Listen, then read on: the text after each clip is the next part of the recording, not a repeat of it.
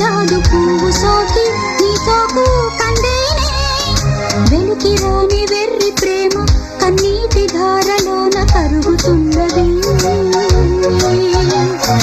నాదు శోకమోపలేక నీ గుండె బాధపడితే తాళనన్నది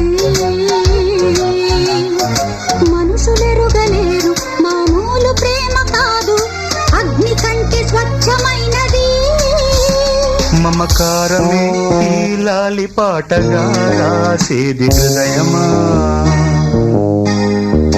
ఉమాదేవిగా శివుని అర్ధభాగమైనాలోన